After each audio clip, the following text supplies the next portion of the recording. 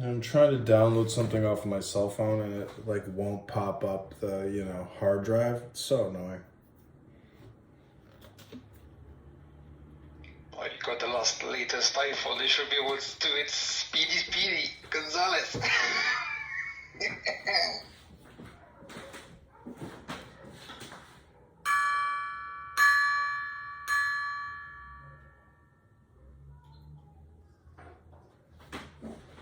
This guy, I'm in this email exchange right now with all these coworkers. And somebody emailed me something. I wrote back. I said thanks. I said, he said he's staying out of it. I said, thanks. I'm also staying out of it. But emotionally, he wrote back, I hear you. It's like all the emotions in the world aren't going to fucking, get you back what you want, what you need.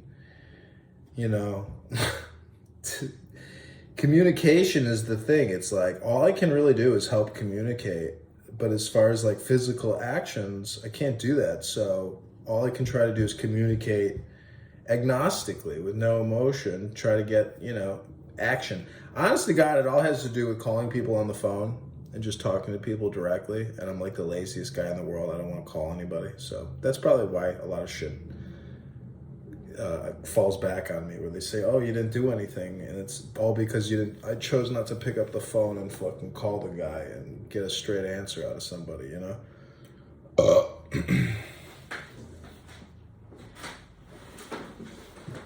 Wait, you were talking to me?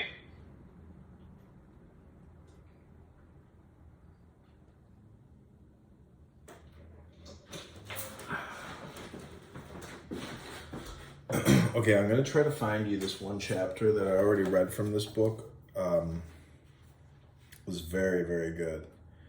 It was probably the best one that I've read so far.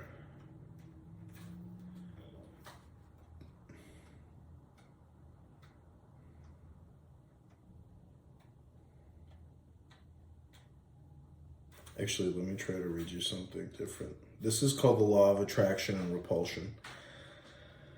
I am with thee again, O my son, and tonight I shall speak unto thee of the law of attraction and repulsion. Welcome, Carl, which is very little known to your modern civilization.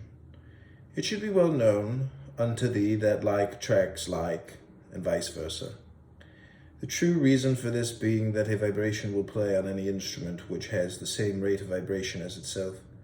I am now coming to a point which should be well perused by thee, as thou dost surely know.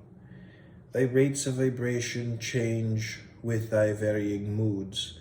Therefore I would say unto thee that if thou dost allow thyself to take on the vibrations of jealousy, revenge, temper, or many other undesirable emotions which can be mentioned, then dost thou lay thyself open to be played upon by all vibrations of the same sort and condition that may dwell around.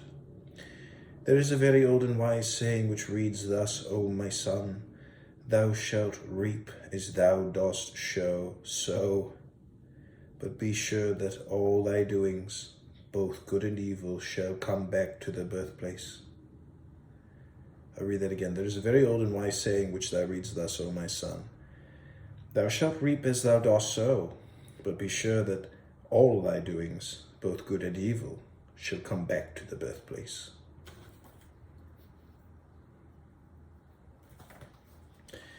This is called The Law of Attraction and Repulsion. This is the commentary. A lot of these esoteric books do this, where they give you like a plate, which is like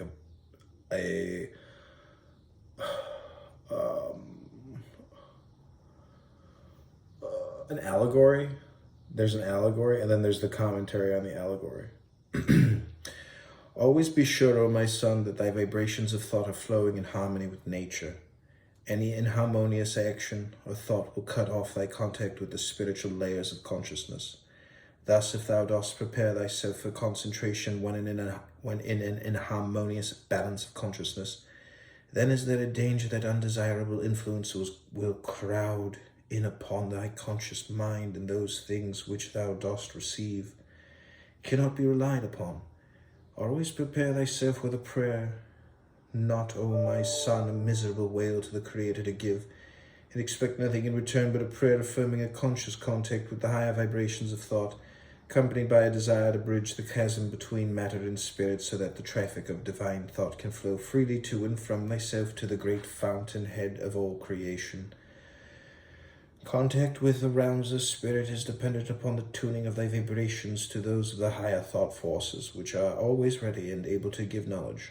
If only ye will open the portals of the soul's consciousness and affinity with God, it matters not, O my son, how you upon earth, who live in the three-dimensional state comprising gross matter, think of or visualize the personality of God, the great universal creator, so long as thou dost realize the omnipotence of an infinite power which was and is responsible for all the limitless universe of creation.